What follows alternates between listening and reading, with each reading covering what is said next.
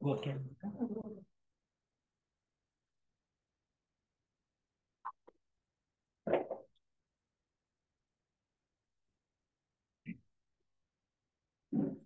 ಪ್ರಪಂಚದ ಎಲ್ಲಾ ಆಗುಹೋಗುಗಳನ್ನ ನಿಯಂತ್ರಿಸುತ್ತಿರುವ ಜೀವನ್ಮುಕ್ತ ಮಹರ್ಷಿಗಳಿಗೆ ನಮಸ್ಕರಿಸುತ್ತಾ, ಸೋದರ ಸೋದರಿಯರೇ, ಈ ದಿನದ ಸತ್ಸಂಗದ ಶೀರ್ಷಿಕೆ ಭಗವದ್ಗೀತೆಯ ಚಿಂತನ ಮತ್ತು ಮಂಥನ.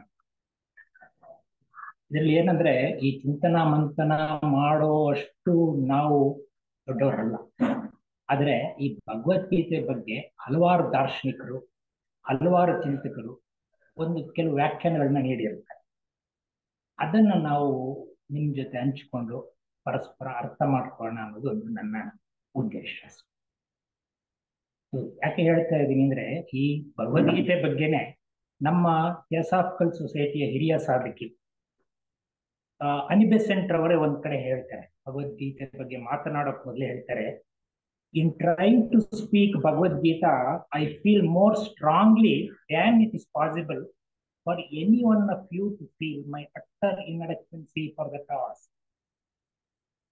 ಭಗವದ್ಗೀತೆ ಬಗ್ಗೆ ಮಾತನಾಡಲು ನಾನು ಅಸಮರ್ಪಕಳೇನೋ ಎಂಬ ಬಲವಾದ ಅನಿಸಿಕೆ ನಿಮಗಿಂತ ಹೆಚ್ಚಾಗಿ ನನಗೆ ಬರುತ್ತೆ ಅಂತ ಅವರೇ ಹೇಳಿ. ಅಂದ್ರೆ ಅದನ್ನ ಅಷ್ಟು ಮಹಾನ್ ಗ್ರಂಥ ಅಂತ ಹೇಳಿ. ಸೊ ಇದು ಒಂದು ಮಹಾನ್ ಗ್ರಂಥ ಎಂತೆಂಥ ಪರಿವರ್ತನೆಗಳು ಮಾಡಿದೆ ಅನ್ನೋದು ನಾವು ತಿಳ್ಕೋಬಹುದು. ನೋಡಿ, 2 ವಿಶ್ವವ್ಯಾಪಿ ಆಧ್ಯಾತ್ಮಿಕ ಸಂಸ್ಥೆಗಳೇ ಇದರಿಂದ ಉದ್ಭವಿಸಿದೆ.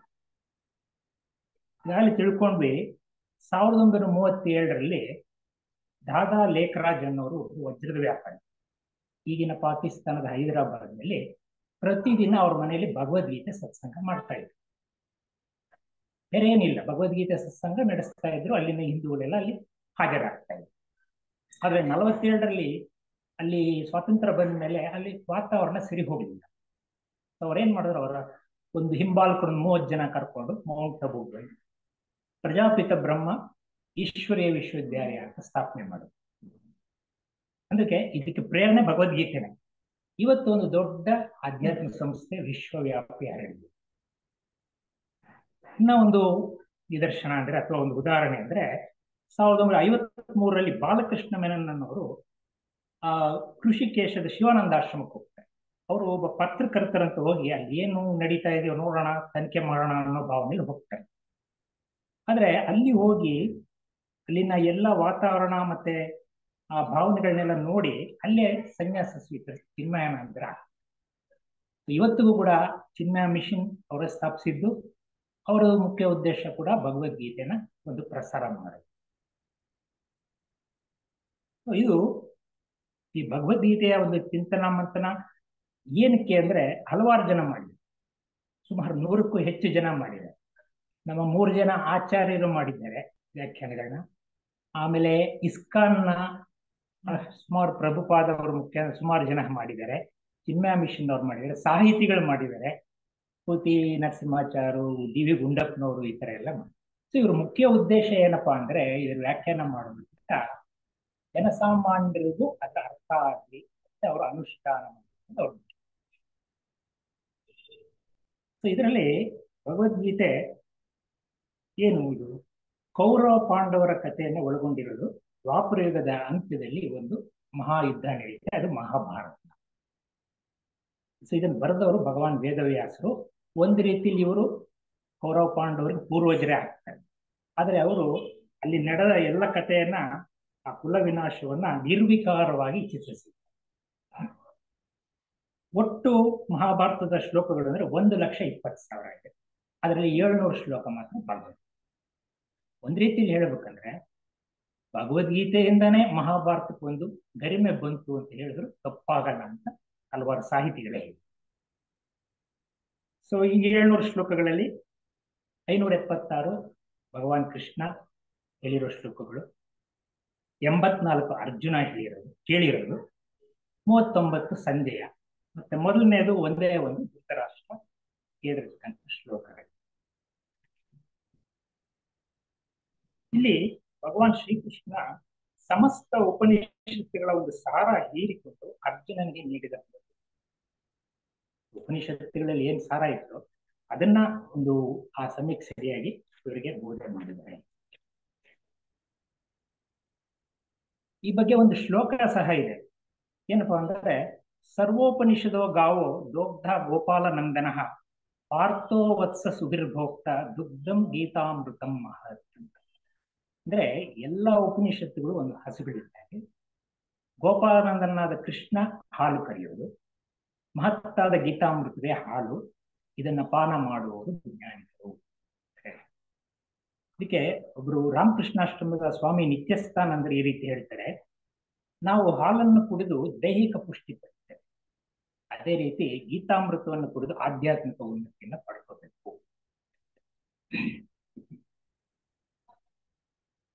ಅಂದ್ರೆ ಏನ್ ಮೂರು ಭಗವದ್ಗೀತೆಯ ಸಾರ ನಮ್ಮ ವ್ಯಕ್ತಿತ್ವದೊಂದಿಗೆ ಬೆರೆತು ನಮಗೆ ಆಧ್ಯಾತ್ಮಿಕ ಶಕ್ತಿ ನೀಡುತ್ತೆ ಹೇಳಿ ಹೇಳ್ತಾರೆ.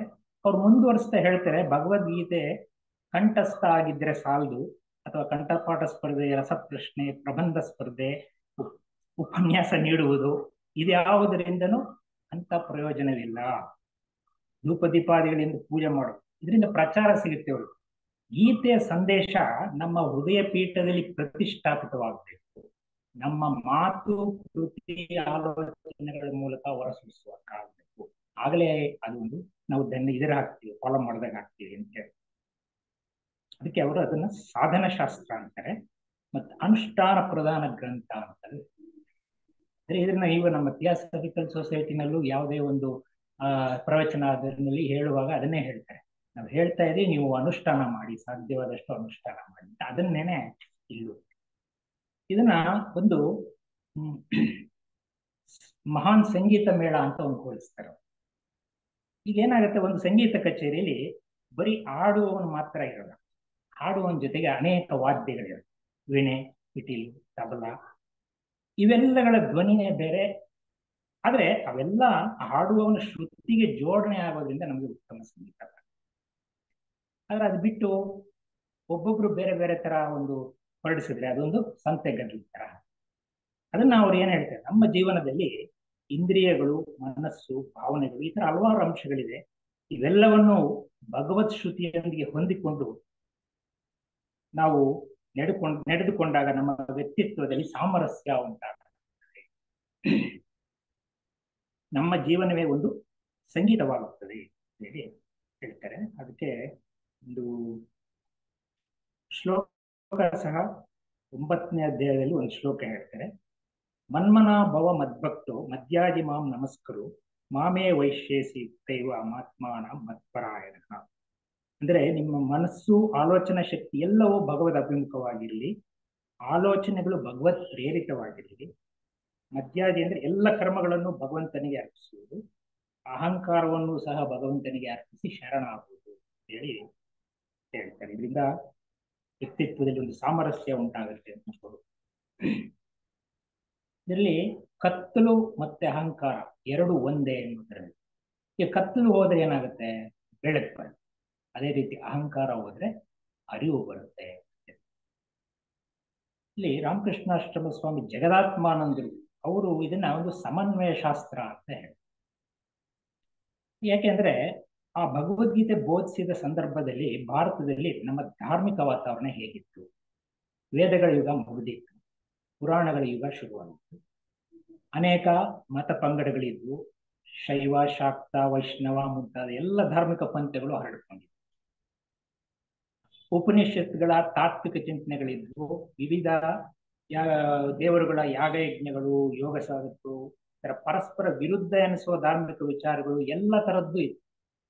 ಆದರೆ ಶ್ರೀ ಕೃಷ್ಣನ ಹೃದಯ ಬಹಳ ವಿಶಾಲವಾದ್ದು. ಆತ ಎಲ್ಲ ಸಿದ್ಧಾಂತಗಳಿಗೂ, ಎಲ್ಲ ಅನುಷ್ಠಾನಗಳಿಗೂ, ಎಲ್ಲ ಸಾಧನಾ ಪಥಗಳಿಗೂ ಒಂದು ಅವಕಾಶ ಮಾಡಿಕೊಟ್ಟು ಈ ಭಗವದ್ಗೀತೆಯನ್ನ ರಚಿಸಿದ್ದಾರೆ, ಹೇಳಿದ್ದಾರೆ ಅಂತ. ಅಂದ್ರೆ ಇದರಲ್ಲಿ ಅದ್ವೈತ ತತ್ವ, ಗುಣತ್ರಯ ವರ್ಣನೆ, ಸಾಂಖ್ಯ ತತ್ವ, ಯೋಗ ತತ್ವ, ಮೀಮಾಂಸಾ ತತ್ವ, ಭಕ್ತಿ ರಸ, ಇನ್ನು ಕರ್ಮದ ಬಗ್ಗೆ ಸಾಕಷ್ಟು ಹೇಳಿದ್ದಾರೆ. ಅದಕ್ಕೆ ಇವೆಲ್ಲ ಕೂಡಿರೋದ್ರಿಂದ ಸಮನ್ವಯ ಶಾಸ್ತ್ರ ಅಂತ ಕೈಗೂಡು. ಒಂದು ಮೊದಲನೇ ಅಧ್ಯಾಯನೇ ಅರ್ಜುನ ವಿಷಾದ ಯೋಗ. ಇದು ಭಗವದ್ಗೀತೆಗೆ ಇದೇ ನಾಂದಿ ಅಂತಲೂ ಕರೀತಾರೆ. ಅರ್ಜುನ ವಿಷಾದದ ಕೆಸರಿನಲ್ಲಿ ಭಗವದ್ಗೀತೆ ಎಂಬ ಕಮಲೋದಯ ಆಯಿತು. ಇಲ್ಲಿ ಯುದ್ಧ ಶುರುವಾಗುತ್ತೆ. ಅದಕ್ಕೆ ಅರ್ಜುನ ಏನ್ ಮಾಡ್ತಾನೆ, ಈಗ ಈ ಯುದ್ಧದಲ್ಲಿ ಯಾರ್ಯಾರಿದ್ದಾರೆ ಏನ್ ನೋಡ್ಬೇಕು, ನೀವು ಮಧ್ಯೆ ಎರಡೂ ಸೈನ್ಯಗಳ ಮಧ್ಯೆ ನಿಲ್ಲಿಸು. ಕೃಷ್ಣ ಆಗ್ಲಿ ಅಂತೇಳಿ ಸಾರಥಿ ಅಲ್ವಾ ಕರ್ಕೊಂಡು ಹೋಗಿ ನಿಲ್ಲಿಸ್ತಾನೆ. ಅಲ್ಲಿ ನಿಲ್ಸಿದ ಮೇಲೆ ಆತನಿಗೆ ಒಂದು ಹೋಗುವಾಗ ಏನ್ ಗತ್ತಿರುತ್ತೋ ಆ ಗತ್ತಿರಲ್ಲ. ನನಗೆ ಬೇರೆ ಅಳುಕು ಮತ್ತೆ ಈ ಸ್ವಜನ ಮಹಾ ಇದು ಎಲ್ಲ ಏನೇನೋ ಬಂದು ಆತನ ವ್ಯಕ್ತಿತ್ವನೇ ಬದಲಾಗುತ್ತೆ. ಸೊ ಆತನ ಮುಖ ಬಾಡುತ್ತೆ, ಶರೀರದಲ್ಲಿ ನಡುಕ ಉಂಟಾಗುತ್ತೆ, ಗಾಂಡೀವ ಜಾರುತ್ತೆ, ಮನಸ್ಸು ಚಂಚಲಿಸುತ್ತೆ. ಇದನ್ನೆಲ್ಲ ಒಂದು ನಿಷೇಧಾತ್ಮಕ ಭಾವೋದ್ವೇಗ ಅಂತ ಹೇಳ್ತಾರೆ. ಅಂದ್ರೆ ವಿಚಾರ ಶಕ್ತಿ ಕ್ಷೀಣಿಸುತ್ತೆ. ಇದೆಲ್ಲ ಆಗೋದ್ರಿಂದ ವಿಚಾರ ಶಕ್ತಿ ಕ್ಷೀಣಿಸುತ್ತೆ. ಆಗ ತಕ್ಷಣ ಆತ ವೈರಾಗ್ಯದ ಮಾತನ್ನ ಹೇಳ್ತಾರೆ. ಅದಕ್ಕೆ ಒಂದು ಮೊದಲನೇ ಅಧ್ಯಾಯ 32ನೇ ಶ್ಲೋಕದಲ್ಲಿ ನಕಾಂಕ್ಷೇ ವಿಜಯಂ ಕೃಷ್ಣ ನಚ ರಾಜ್ಯಂ ಸುಖಾನಿ ಚ ಕಿಮ್ನೋ ರಾಜ್ಯೇನ ಗೋವಿಂದ ಕಿಂ ಭೋಗೈ ಜೀವಿತೇನವ. ನನಗೆ ಯುದ್ಧದಲ್ಲಿ ಜಯವೂ ಬೇಡ, ರಾಜ್ಯವೂ ಬೇಡ, ಸುಖವೂ ಬೇಡ. ಏ ಗೋವಿಂದ, ರಾಜ್ಯದಿಂದಾಗಲಿ ಭೋಗದಿಂದಾಗಲಿ ಈ ಜೀವನದಿಂದ ನನಗೆ ಏನು ಪ್ರಯೋಜನ ಅಂತ ಹೇಳಿ. ಸೊ ಇದನ್ನ ಒಂದು ವೈರಾಗ್ಯದ ಮಾತು ಅಂತ ತಿಳ್ಕೊಂಡಿರ್ತಾನೆ.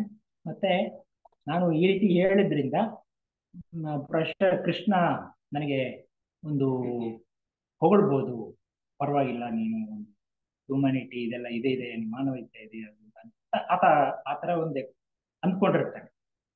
ಆದ್ರೆ ಅಲ್ಲಿ ನಿಜವಾದ ಇದೆ ಅಂದ್ರೆ ವೈರಾಗ್ಯ ಯಥಾರ್ಥವಾದದ್ದಲ್ಲ, ಬಂಧು ವ್ಯಾಮೋಹ, ಒಂದು ರೀತಿ ಮರ್ಕಟ ವೈರಾಗ್ಯ ಅಂತ ಹೇಳ್ತಾರೆ. ಇದು ಅವನ ಮನಸ್ಸಿನ ದೌರ್ಬಲ್ಯದಿಂದ ಆಗಿರುತ್ತೆ. ಅದರಿಂದ ಆತ ಏನ್ ಮಾಡ್ತಾನೆ, ಓ ಮಹಾ ಹಾನಿ ಆಗುತ್ತೆ, ಇದು ಕುಲಕ್ಷಯ ಆಗುತ್ತೆ, ಧರ್ಮ ಹೊರಟೋಗುತ್ತೆ, ಅಧರ್ಮ ಬರುತ್ತೆ, ಕುಲಸ್ತ್ರೀಯರ ಶೀಲಹರಣ ಆಗುತ್ತೆ, ವರ್ಣಸಂಕರ ಆಗುತ್ತೆ, ಸಮಾಜ ನರಪ್ರಾಯ ಆಗುತ್ತೆ, ಇದೆಲ್ಲ ಬೇಡ, ಇದೆಲ್ಲ ಆಗೋದು ಬೇಡ ಅಂತೇಳಿ ಅಂದ್ರೆ ಆತ ಸರಿಯಾಗಿ ಯೋಚಿಸಲ್ಲ. ಸರಿಯಾಗಿ ಯೋಚಿಸದೇ ಇರೋದೇ ಅಲ್ಲೊಂದು ಸಮಸ್ಯೆ ಆಗಿರುತ್ತೆ. ಬೇಡ ಅಂತೇಳಿ ಯುದ್ಧನೇ ಬೇಡ ಶ್ರೀಕೃಷ್ಣನು ಒಂದು ಶರಣಾಗತಿ.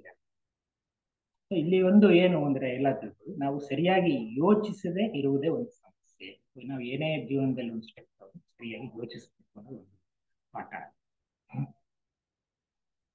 ಅಂದ್ರೆ ಶ್ರೀಕೃಷ್ಣ ತುಂಬಾ ಸೂಕ್ಷ್ಮಮತಿ, ಒಂಥರ ವಾಸ್ತವ ಪ್ರಜ್ಞೆ ಇರುವವನು, ಭಾವುಕ ಅಲ್ಲ. ಆದ್ರೆ ಅರ್ಜುನನ ದೌರ್ಬಲ್ಯವಶನಾಗಿ ತನ್ನನ್ನು ತಾನೇ ಅರ್ಜುನ ಮರ್ತಿರ್ತಾನೆ, ಕರ್ತವ್ಯವನ್ನು ಮಾಡ್ತಾನೆ, ಯಥಾರ್ಥ ಸ್ಥಿತಿಯನ್ನು ಅರ್ಥ ಮಾಡ್ಕೊಂಡಿರೋದಿಲ್ಲ, ತಾಮಸಿಕ ಸ್ವಭಾವ ಆಗಿರುತ್ತೆ. ಅಂದ್ರೆ ರಾಜಸಿಕದಿಂದ ತಾಮಸಿಕಕ್ಕೆ ಬಂದಿರುತ್ತೆ. ಆದರೆ ಅದನ್ನ ಅದೇ ಸತ್ವಗುಣ ಅಂತ ಒಂದು ಭ್ರಮೆಯಲ್ಲಿ ಇರ್ತಾರೆ. ತನ್ನ ವಾದವನ್ನು ಶ್ರೀಕೃಷ್ಣ ಒಪ್ಪಿಕೊಂಡು ತನ್ನನ್ನು ಪ್ರಶಂಸಿಸ್ತಾನೆ ಅಂತ ತಿಳ್ಕೊಂಡಿರ್ತಾರೆ. ಆದ್ರೆ ಕೃಷ್ಣ ಅರ್ಜುನನ ಸ್ವಾಭಿಮಾನನ ಕೆರಳಿಸ್ತಾನೆ. ಒಂದು 2ನೇ ಅಧ್ಯಾಯದಲ್ಲಿ ಶ್ಲೋಕ, ಕುತಸ್ತ್ವ ಕಶ್ಮಲಮಿದಂ ವಿಷಮೇ ಸಮುಪಸ್ಥಿತಂ ಅನಾರ್ಯುಜುಷ್ಟಿಮ ಸ್ವರ್ಗಂ ಕೀರ್ತಿಕರಂ ಅರ್ಜುನ ಕ್ಲೈಬ್ಯಂ ಮಾಸ್ಮಗಂ ಪಾರ್ಥ ನೈತತ್ವಂ ಯು ವದತ್ಯತೆ ಕ್ಷುದ್ರಂ ಹೃದಯ ದೌರ್ಬಲ್ಯಂ ತ್ಯಕ್ತೋತಿಷ್ಠ ಪರಂತ. ಅರ್ಜುನ, ಇಂಥ ವಿಷಮ ಪರಿಸ್ಥಿತಿಯಲ್ಲಿ ಈ ಮೋಹ ಏತಕ್ಕೆ ಬಂದಿದೆ? ಇದು ಶ್ರೇಷ್ಠ ಪುರುಷರ ಆಚರಣೆಯನ್ನು ಅಲ್ಲ, ಸ್ವರ್ಗವನ್ನು ದೊರಕಿಸೋದು, ಕೀರ್ತಿಯನ್ನು ತರುವಂತದ್ದು ಅಲ್ಲ. ನಪುಂಸಕನಾಗಬೇಡ, ತುಚ್ಛವಾದ ಮನಸ್ಸಿನ ದೌರ್ಬಲ್ಯ ಬಿಟ್ಟು ಯುದ್ಧಕ್ಕೆ ಸಿದ್ಧನಾಗಿ ನಿಲ್ಲು ಅಂತೇಳಿ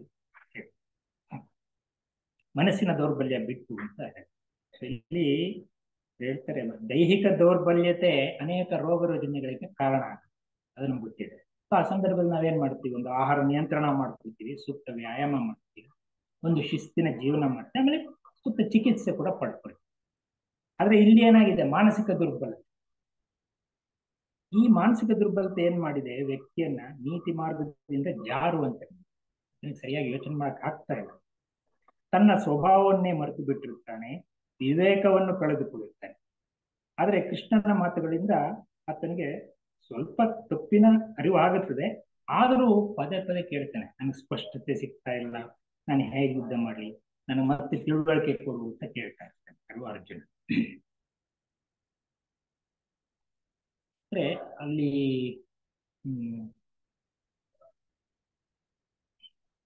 ಈ ಗುರು ಶಿಷ್ಯರ ಒಂದು ಸಂಬಂಧ ತರ ಆಗುತ್ತೆ. ಈತ ಕೇಳ್ತಾ ಇರ್ತಾರೆ, ಆಮೇಲೆ ಶ್ರೀಕೃಷ್ಣ ಎಲ್ಲ ಹೇಳ್ತಾ ಇರ್ತಾರೆ.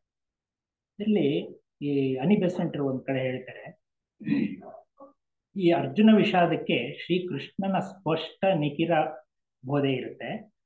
ಅರ್ಜುನ ಮತ್ತೆ ಮತ್ತೆ ಅರ್ಥ ಆಗ್ತಾ ಇರಲ್ಲ, ಶ್ರೀಕೃಷ್ಣ ದೀರ್ಘವಾದ ಉತ್ತರ ನೀಡ್ತಾ ಇರ್ತಾನೆ. ಆದ್ರೂ ಮತ್ತೆ ಮತ್ತೆ ಅರ್ಜುನ ಕೇಳ್ತಾನೆ, ಶ್ರೀಕೃಷ್ಣ ಅದನ್ನ ಸ್ಪಷ್ಟವಾಗಿ ಹೇಳ್ತಾರೆ. ಈ ಬೋಧನಾ ಕ್ರಮ ಏನಪ್ಪಾ ಅಂದ್ರೆ, ಈಗ ಶಾಲೆಗಳಲ್ಲಿ ಏನಿದೆಯಲ್ಲ ಉಪಾಧ್ಯಾಯರು ಶಿಷ್ಯರಿಗೆ ಪಾಠ ಮಾಡೋದು, ಆ ತರ ಅಲ್ಲ ಅದು.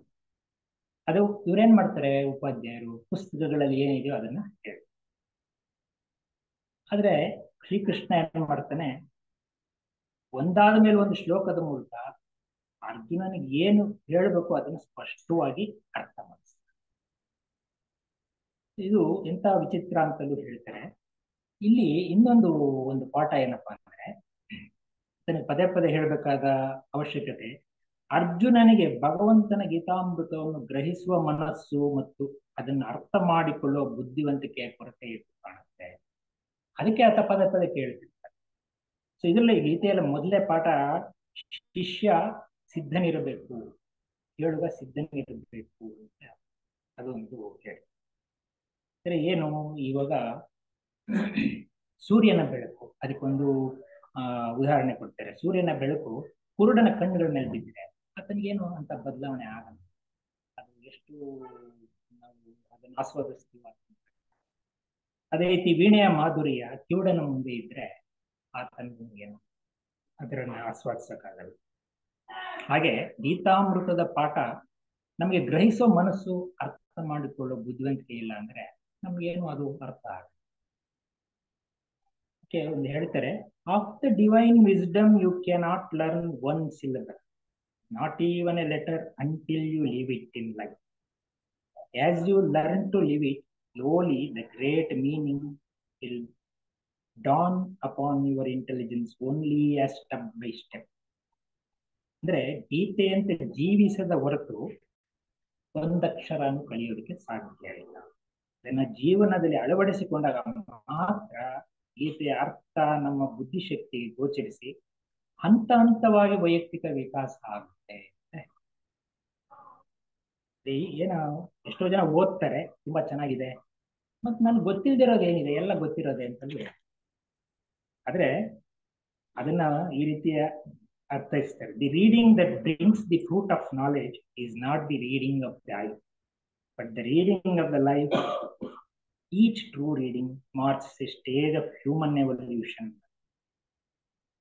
ಶಿಷ್ಯ ಗ್ರಹಿಸಿ ಅದನ್ನು ಅಳವಡಿಸಿಕೊಂಡಾಗ ಆತನ ಸಂಸ್ಕರಣೆಯಲ್ಲೂ ಒಂದು ವಿಕಾಸ ಆಗುತ್ತೆ. ಇದರಲ್ಲಿ ಈ ವೈಯಕ್ತಿಕ ವಿಕಾಸ ಮುಂದಿನ ಮಹಾವಂಶಗಳಿಗೆ ದಾರಿಯಾಗಿ ಇದೆ. ಮಹಾಭಾರತ ನಡೆದದ್ದೇ ಮುಂದಿನ ಭಾರತಕ್ಕೆ ಒಂದು ಸಿದ್ಧತೆ ಅಥವಾ ನಾಂದಿ. ಇದರಲ್ಲಿ ಈಶ್ವರನ ಅವತಾರನೇ ಕೃಷ್ಣ, ಆತನೇ ಜಗದ್ಗುರು. ಅರ್ಜುನ ನಮ್ಮ ಒಂದು ಕೆಳ ಮನಸ್ಸು ಅಂತ ನಾವು ಹೇಳ್ಕೋಬಹುದು.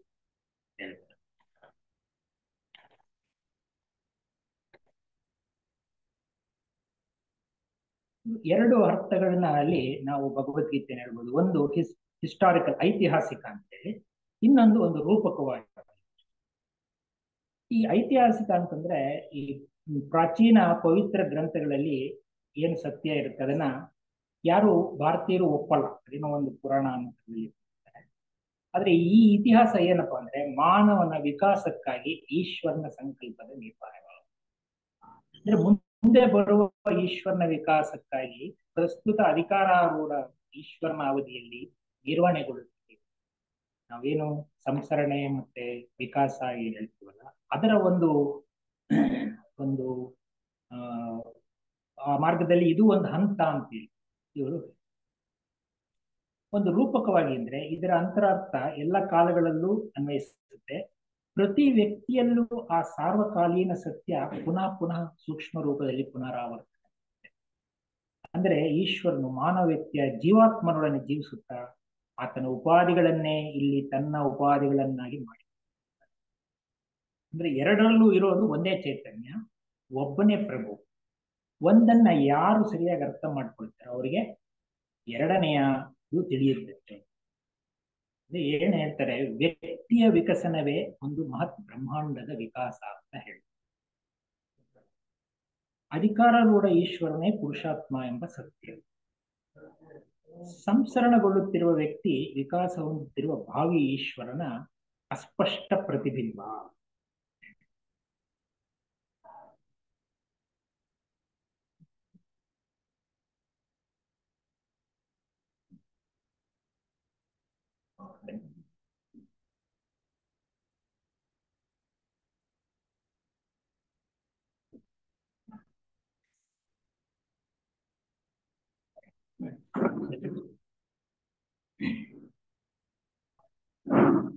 ಈ ಹಿನ್ನೆಲೆಯಲ್ಲಿ ನಾವು ಭಗವದ್ಗೀತೆಯನ್ನ ಒಂದು ಇತಿಹಾಸ ಅಂತ ತಿಳ್ಕೊಳ್ಬಹುದು. ಅಂದ್ರೆ ಆಗಿನ ಏನ್ ಪರಿಸ್ಥಿತಿ ಇತ್ತು, ತ್ರೇತಾಯುಗ ಮುಗಿದಿರುತ್ತೆ, ಶ್ರೀರಾಮಚಂದ್ರನ ಆಳ್ವಿಕೆ, ಆ ಸಾರ್ವಭೌಮತ್ವ ಅದೆಲ್ಲ ಮುಗಿದಿರುತ್ತೆ. ಅದಾದ ನಂತರ ಅಂತ ಸಾರ್ವಭೌಮತ್ವರು ಯಾವುದು ಇರಲ್ಲ, ದುರ್ಬಲರ ಆಳ್ವಿಕೆ ಬರುತ್ತೆ, ಸಂಘರ್ಷಗಳಾಗುತ್ತೆ.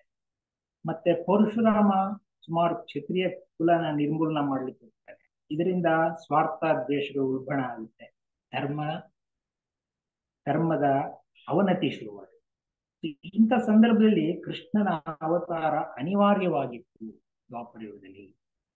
ಸೊ ಈತನಿಂದ ಮಾತ್ರ ಭಾರತದ ಮುನ್ನಡೆ ಆಗುತ್ತೆ ಅಂತೇಳಿ ಈ ಇದೇ ಒಂದು ಇತಿಹಾಸ ಅಂತ ಹೇಳ್ತೇನೆ. ಮತ್ತೆ ಕೃಷ್ಣನ ಒಂದು ಕ್ರಮದ ಬಗ್ಗೆ, ಕೃಷ್ಣ ಎಲ್ಲಿಯೂ ಕ್ರಮ ತಪ್ಪಿಲ್ಲ. ಆತನ ಅಸದೃಶ ಶಕ್ತಿ, ದೂರದೃಷ್ಟಿ, ಸುಸ್ಥಿರ ಚಿತ್ತದ ಧೋರಣೆ, ದೃಢಚಿತ್ತತೆ, ಕ್ರಿಯಾಶೀಲತೆ ಎದ್ದು ಕಾಣುತ್ತೆ. ಈ ಜನಾಂಗವನ್ನ ಜಗದ್ರಕ್ಷಕ ಶಕ್ತಿಯಾಗಿ ರೂಪಿಸಲೇಬೇಕೆಂಬುದು ಆತನ ಒಂದು ಸಂಕಲ್ಪ ಆಗಿದೆ.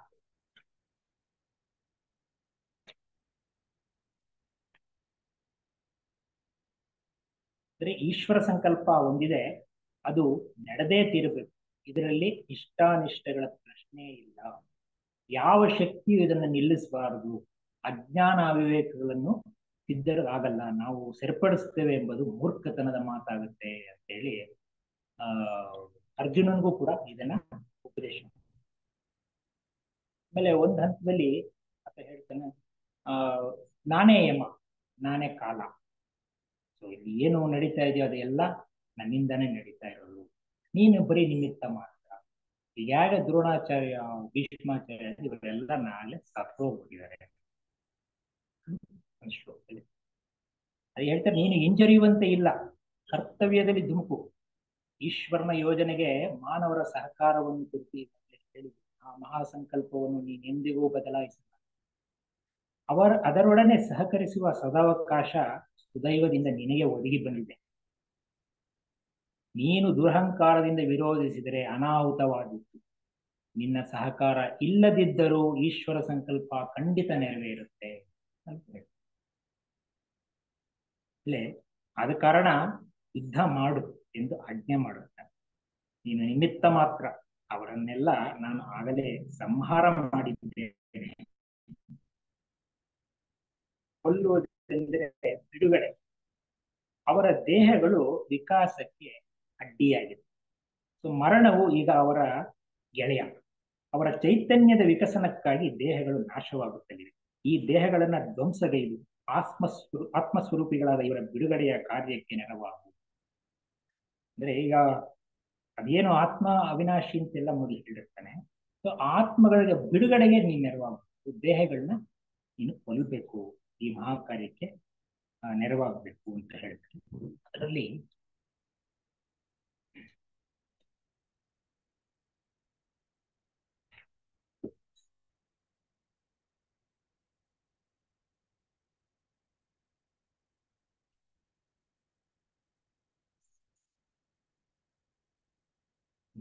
ದ್ರೋಣಂಚ ಭೀಷ್ಮಂಚ ಜಯದ್ರಥಂಚ ಕರ್ಣಂ ತಥಾನ್ಯಾನಪಿ ಯೋಧವೀರಾನ್ ಮಯಾ ಹಂತಾಸ್ತ್ವಂ ಜಹಿಮಾ ವ್ಯತಿಷ್ಠ ಯುದ್ಧಸ್ಯ ಜೇತಾಸಿ ರಣೇ ಸಪತ್ನಾನ್. ಏನಪ್ಪ ಇದರ ಅರ್ಥ ಅಂದ್ರೆ ದ್ರೋಣಾಚಾರ್ಯರು, ಭೀಷ್ಮ ಪಿತಾಮಹರು, ಜಯದ್ರಥ ಕರ್ಣ ಮತ್ತು ಇನ್ನೂ ಅನೇಕರು ನನ್ನಿಂದ ಕೊಲ್ಲಲ್ಪಟ್ಟ ವೀರ ಯೋಧರುಗಳನ್ನ ನೀನು ಸಂಹಾರ ಮಾಡು. ಭಯ ಪಡಬೇಡ, ಯುದ್ಧದಲ್ಲಿ ವೈರಿಗಳನ್ನ ನಿಸ್ಸಂದೇಹವಾಗಿ ಜಯಿಸುವೆ, ಅದರಿಂದ ಯುದ್ಧ ಮಾಡು ಹೇಳಿ ಹೇಳ್ತಾರೆ.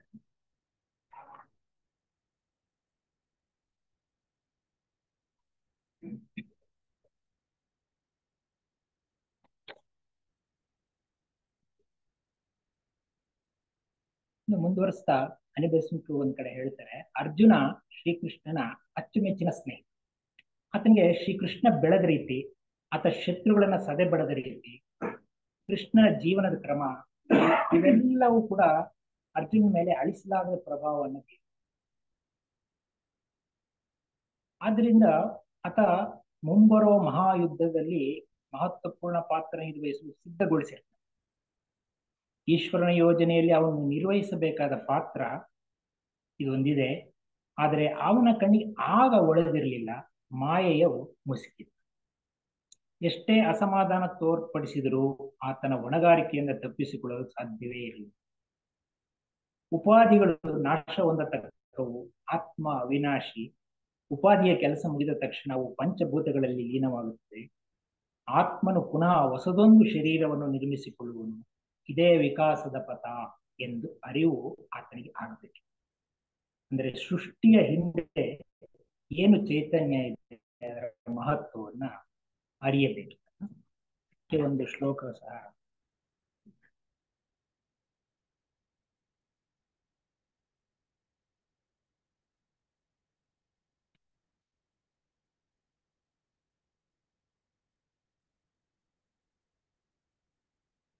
ಸರ್ವಭೂತಾನಿ ಕೌಂತೆಯ ಪ್ರಕೃತಿಂ ಯಾಂತಿ ಮಾಮಿಕಾಂ ಕಲ್ಪಕ್ಷಯ ಪುನಸ್ತಾನಿ ಕಲ್ಪಾದೌ ವಿಸೃಜಾಮ್ಯಹಂ ಅಂತ ಹೇಳ್ತಾನೆ. ಎಳೆಯ ಅರ್ಜುನ, ಈ ಕಲ್ಪದ ಅಂತ್ಯದಲ್ಲಿ ಜೀವಗಳೆಲ್ಲ ನನ್ನ ಪ್ರಕೃತಿಯನ್ನು ಪಡೆಯುತ್ತದೆ, ಅರ್ಥಾತ್ ಪ್ರಕೃತಿಯಲ್ಲಿ ಲಯವಾಗುತ್ತದೆ, ಮತ್ತು ಕಲ್ಪದ ಆದಿಯಲ್ಲಿ ಅವುಗಳನ್ನ ನಾನು ಪುನಃ ರಚಿಸುತ್ತೇನೆ. ಎಲ್ಲ ಈ ದೇಹಗಳು ಮತ್ತೆ ಪಂಚಭೂತಗಳಲ್ಲಿ ವಿಲೀನ ಆಗುತ್ತೆ. ಮುಂದಿನ ಒಂದು ಯುಗದಲ್ಲಿ ಮತ್ತೆ ನಾನು ರಚಿಸ್ತೇನೆ ಅಂತೇಳಿ ಶ್ರೀಕೃಷ್ಣ ಹೇಳಿದರು. ಇಲ್ಲಿ ಕಾರ್ಯಕಾರಣ ಸಂಬಂಧದ ಫಲವಾಗಿ ಈ ಜನಿಸಿದ ಕರ್ತವ್ಯ ಆತನ ಹೆಗಲೇರಿ ಕುಳಿತಿರುತ್ತೆ. ತಾನಾಗಿಯೇ ಬಯಸಿ ಬಂದ ಆ ಪಾತ್ರವನ್ನು ಆತ ನಿರಾಕರಿಸುವಂತೆಯೇ ಇರಲಿಲ್ಲ ಅರ್ಜುನ.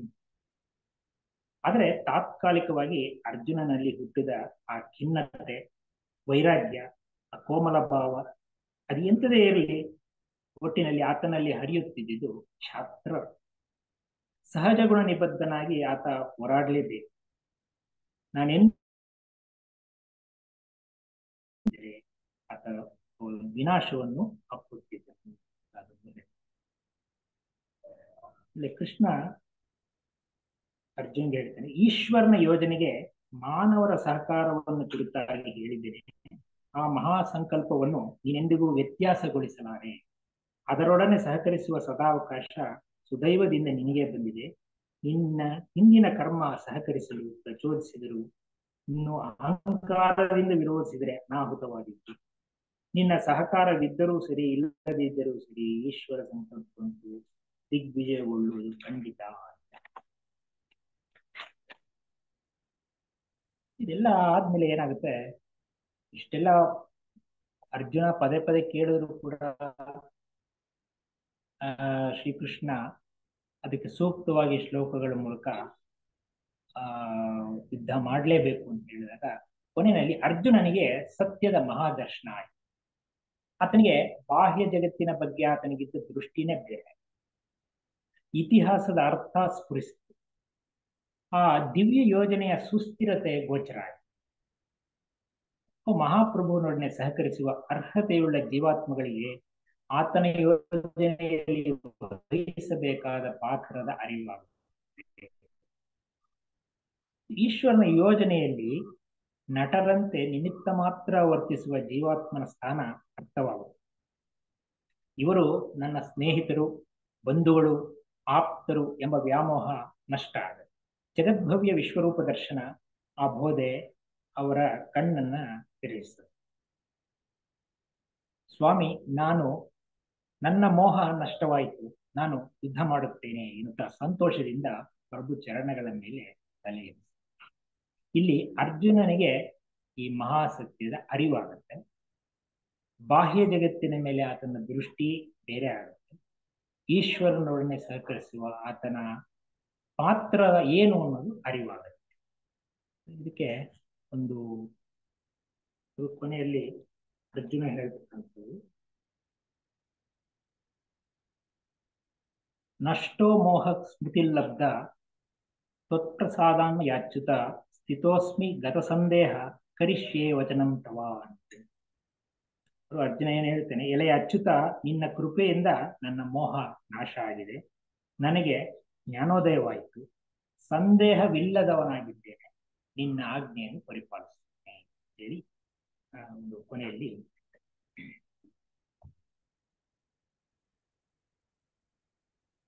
ಇಲ್ಲಿ ಅರ್ಜುನನ ಇತಿಹಾಸವೇ ನಮ್ಮ ಸುತ್ತನ ಜಗತ್ತಿನ ಇತಿಹಾಸ ಕಡೆ.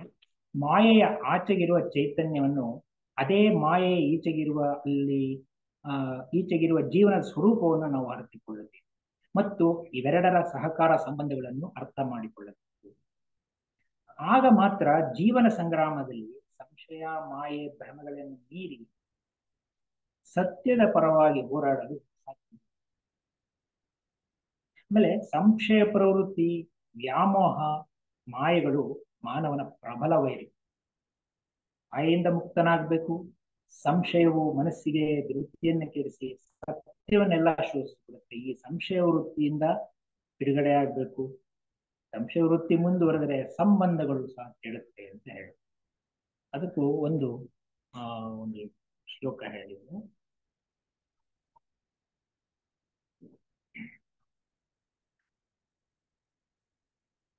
ಅಜ್ಞಶ್ಚ ಶ್ರದ್ಧ ಧ್ಯಾನಶ್ಚ ಸಂಶಯಾತ್ಮ ವಿನಶ್ಯತಿ, ನಾಯಂ ಲೋಕೋಸ್ತಿನ ಪರೋ ನ ಸುಖಂ ಸಂಶಯಾತ್ಮನಃ.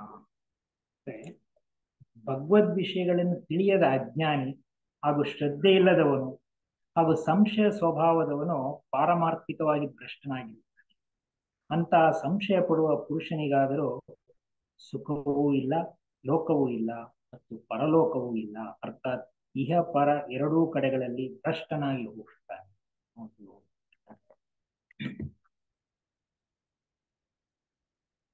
ಶ್ರೀಕೃಷ್ಣ ವಿವೇಕವನ್ನ ಬೋಧಿಸ್ತಾ ಇರೋದು, ಆದ್ರೆ ಅರ್ಜುನನಿಗೆ ಪ್ರತಿಯೊಂದು ವಾದದಲ್ಲೂ ಒಂದು ಅನುಮಾನ ಪ್ರಕೃತಿ ಕಂಡು ಬಂತು. ಅದರಿಂದ ಅವನ ಮನಸ್ಸನ್ನ ನಿಶ್ಚಿತತೆಗೆ ತರಲಾರದೆ ಪುನಃ ಪುನಃ ಪ್ರಶ್ನಿಸ್ತಾ ಇರ್ತಾನೆ. ಕೃಷ್ಣ ಒಂದ್ ಸ್ವಲ್ಪನೂ ಬೇಸರಿಸದೆ ಬೋಧೆ ನೀಡಿ ಆತನ್ನ ಒಂದು ನಿಶ್ಚಿತತೆಗೆ ಕರೆದೊಯ್ತಾರೆ.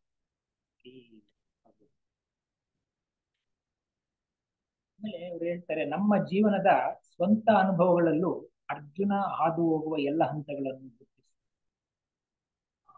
ಮೊದಲನೇದಾಗಿ ಬಾಲ್ಯ. ಇಲ್ಲಿ ಮನೆಯಲ್ಲಿ ಹಿರಿಯರ ಅಧೀನದಲ್ಲಿ ವಿವೇಕಪೂರ್ಣ ನಿಯಂತ್ರಣದಲ್ಲಿ ಅವರ ಮಾರ್ಗದರ್ಶನದಲ್ಲಿ ಬೆಳೆದಾಗ ನಮಗೆ ಮನಸ್ಸಿನ ವಿಕಸನ ಆಗುತ್ತೆ. ಹಿರಿಯರ ಲಾಲನೆ ಪಾಲನೆಯಲ್ಲಿ ಮನಸ್ಸು ನಿರಾಳವಾಗಿ ತನ್ನ ಸ್ವಾಭಾವಿಕ ಮನೋಪ್ರವೃತ್ತಿಗಳೊಡನೆ ಚೆಲ್ಲಾಟವಾಡುತ್ತದೆ ಬಾಲ್ಯದಲ್ಲಿ. ಎರಡನೇದಾಗಿ ಮಧ್ಯಂತರ ಯೌವನಾವಸ್ಥೆ. ಈ ಸಂದರ್ಭದಲ್ಲಿ ಆಸೆ, ಕಾಮ, ಹೆಬ್ಬಯಕೆ ಇವೆಲ್ಲ ಹೆಚ್ಚಾಗಿರುತ್ತೆ. ಇದರಿಂದ ಅತೃಪ್ತಿ, ದುಃಖ ಬರುತ್ತೆ, ಮತ್ತೆ ಸಂಘರ್ಷ ಆಗುತ್ತೆ, ಸಂಶಯ, ವಿಷಾದಗಳ ಸಂದರ್ಭ ಬರುತ್ತೆ. ಮನಸ್ಸು ಪ್ರಭುವನ್ನು ಕುರಿತು ಸಹಾಯಕ್ಕೆ ಯಾಚಿಸುತ್ತದೆ, ಆದರೆ ಅದರಿಂದ ಏನು ಉತ್ತರ ಸಿಗುತ್ತೆ ಅದನ್ನ ಅರ್ಥ ಮಾಡ್ಕೊಳ್ಳೋದಕ್ಕಾಗ. ಯಾಕೆ ಅಂದ್ರೆ ಸುತ್ತನ ಆಕರ್ಷಣೆಗಳಲ್ಲಿ ಮುಳುಗೋಗಿರ್ತಾನೆ. ಸತ್ಯ ನಿಸ್ಸಾರವಾಗಿ, ನಿಷ್ಠುರವಾಗಿ, ಅಪ್ರಿಯವಾಗಿ ತೋರುತ್ತೆ ಆ ಸಂದರ್ಭ.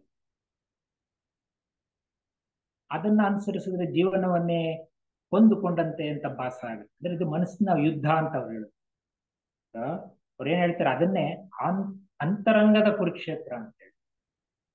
ಈ ಎಲ್ಲ ಮಂಥನದ ನಂತರ ಆತ್ಮದೃಷ್ಟಿಯ ಉದಯದಿಂದ ಇಂದ್ರಿಯ ಭೋಗ ಲಾಲಸೆಗಳನ್ನ ಕಳಚಿ ಹಾಕಲು ಸಾಧ್ಯವಾಗುತ್ತೆ.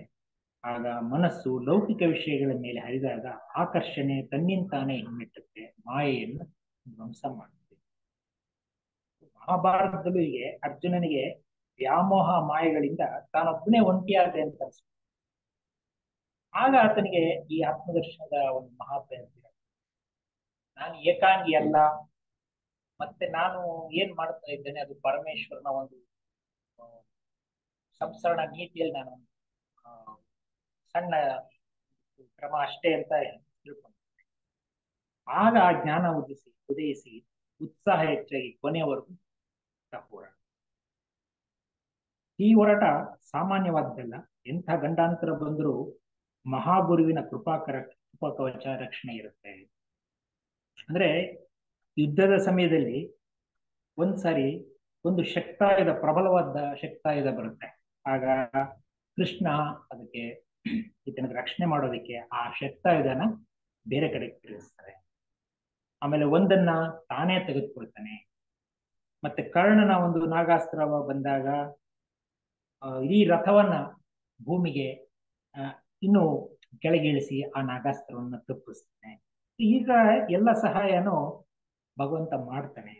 ಸೊ ಎಲ್ಲ ಒಂದು ಅಂತರಂಗದ ಪರಮಾತ್ಮನಲ್ಲಿ ಅಚಲ ವಿಶ್ವಾಸ ಇದ್ರೆ ಇವೆಲ್ಲ ನಡೆಯುತ್ತೆ. ಅಂತರಂಗದ ಪರಮಾತ್ಮನ ಸಾಕ್ಷಾತ್ಕಾರವಾಗಬೇಕಾದ್ರೆ ಬಾಹ್ಯ ದೇಹಾತ್ಮ ಭಾವ ಸಂಪೂರ್ಣವಾಗಿ ನಾಶ ಆಗಬೇಕು ಅಂತ ಹೇಳಿ.